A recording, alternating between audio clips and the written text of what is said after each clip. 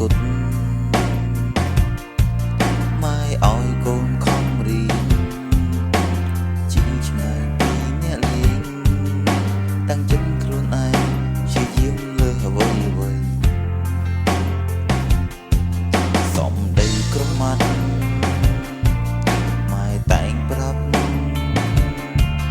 ត្រូវចងចាំព្យាយាមនឹងបានសម្រេចធ្វើខ្លួនឲ្យជាងនោះល្អទើបគេឈ្មោះថ្លៃព្រោះកូននឹងចាំសំដីរបស់ម៉ែកូនម៉ែមិនដែលសាបសូន្យចំឡងកូនរំទំព្រួយទោះហត់នឿយ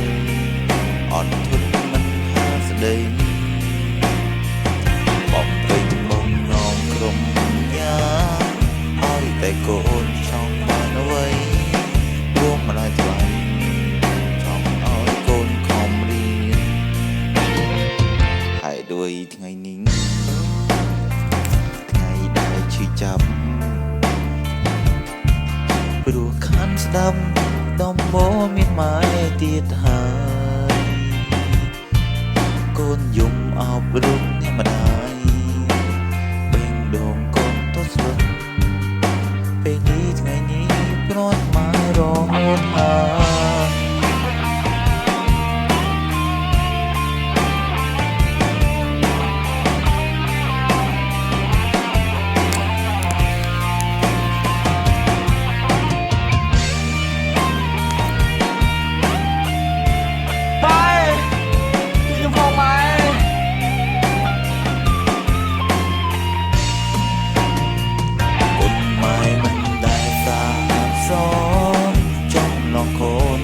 ទំព្រួយដួងហត់នឿយអត់ធន់មិនហាស្ដីបំពេញបំណងក្រុមយ៉ាងឲ្យតែកូនចង់បានអ្វីព្រមមិនអាចថ្លៃចង់ឲ្យកូនខំរៀនហើយអ្វីថ្ងៃនេះថ្ងៃដែលឈឺចាប់ព្រោះខានស្ដាប់ដំបូន្មានម៉ែទៀតហើយកូនអប់រំអ្នកម្ដាយបេងដូងកូនទៅស្រីពេលនេះថ្ងៃនេះព្រាត់ម៉ែរហូតហើ